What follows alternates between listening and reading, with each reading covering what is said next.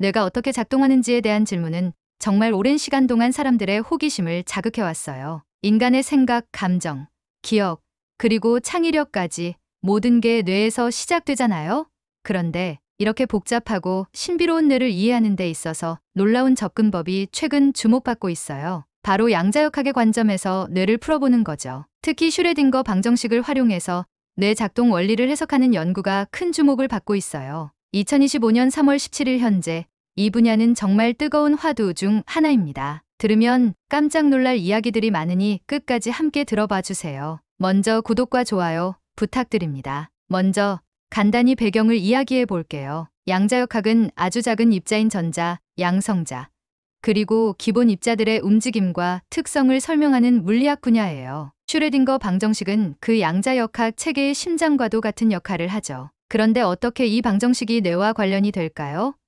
사실 뇌는 단순히 화학 반응과 신경, 경우의 연결만으로 설명하기 어려운 복잡한 작용을 그 안에서 수행해요. 그리고 이 복잡성이 어딘가 양자적 특성과 닮아있는 면이 있다는 거죠. 첫 번째로 이 연구를 통해 뇌의 의식과 무의식의 경계를 설명하려는 시도가 이루어지고 있어요. 의식이란 것은 단순히 정보가 왔다 갔다 하는 게 아니라 서로 중첩되어 있는 다양한 선택지 중 하나가 시연되는 과정과 비슷하다고 해요. 혹시 양자역학에서 많이 들어본 적 있죠?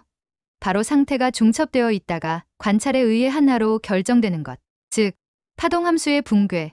이런 비유를 통해 우리가 선택을 하고 생각을 정리하는 과정이 이해될 수 있다고 하네요. 두 번째로는 뉴런 간의 시냅스 연결에서 일어나는 사건들에 주목했어요. 기존 연구에서는 이 연결이 단순히 화학적 신호 전달이라고 봤다면 최근에는 양자 터널링 같은 현상이 여기에 깊이 관여할 수 있다는 가설이 제시되고 있어요. 양자 터널링을 통해 전자가 공간적으로 뛰어넘어 전달되는 과정은 우리가 반응 속도나 직관적인 판단을 내리는데 주요 역할을 할 수 있다는 거죠. 세 번째로 놀라웠던 점은 뇌의 창의력과 관련 있는 이야기였습니다. 창의적 아이디어란 기존 정보와 정보가 새로운 방식으로 결합돼야 나오잖아요. 양자얽힘 상태에서는 떨어져 있는 입자들이 서로 영향을 줄 수 있는데 이런 원리가 뇌 속에서도 적용될 수 있다면 뇌가 새로운 것을 생각해내는 원리를 설명할 수 있을지도 몰라요. 이런 아이디어는 특히 예술적 영감과 같이 우리가 신비하다고 느끼는 과정들을 이해하는데 도움을 줄 것 같습니다. 네 번째는 기억 형성과 저장의 관점이에요. 기억이 정확히 뇌 어디에 저장되는지 여전히 전부 알지 못하잖아요.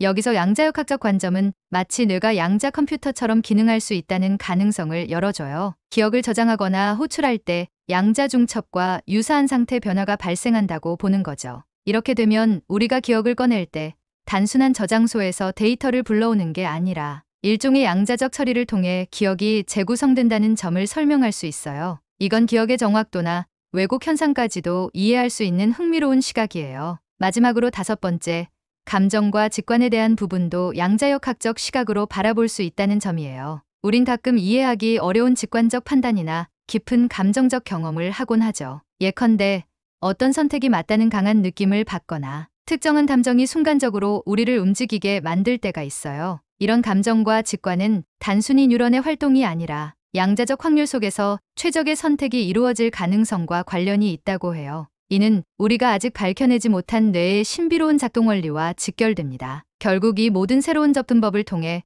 흥미로운 사실들이 드러났습니다. 의식과 무의식의 경계를 양자적 관점으로 설명하려는 시도, 뉴런 간 양자 터널링의 가능성, 창의적 아이디어와 양얽힘 상태의 유사성, 기억 저장과 호출의 양자적 메커니즘, 그리고 감정과 직관의 양자적 해석까지 이 5가지 요소는 각각이 단순히 신비롭다는 것을 넘어서 뇌가 어떻게 그렇게 빠르고도 창의적으로 때로는 직관적으로 작동할 수 있는지에 대한 단서를 제공합니다. 한 걸음 더 나아가 우리는 뇌 자체가 일종의 양자 시스템처럼 작동하는 게 아닐까 생각해 볼 수 있게 되었어요. 놀랍지 않나요? 그래서 정리하자면 첫째로 우리가 선택과 결정을 내리는 과정에서 양자적 중첩과 붕괴라는 개념이 도움이 될 수 있고, 둘째, 뉴런 간 신호 전달에 양자 터널링 현상이 관여할 가능성이 보입니다. 셋째로 창의성이 뇌의 양자 얽힘 상태에서 기인할 수 있다는 점, 넷째, 기억의 저장과 재구성이 양자 컴퓨팅과 유사하게 작동할 수 있다는 점, 그리고 마지막으로 우리의 감정과 직관도 양자적 확률로 설명될 여지가 있다는 것입니다. 이 모든 것은 단순한 가설로만 끝나지 않을 거예요.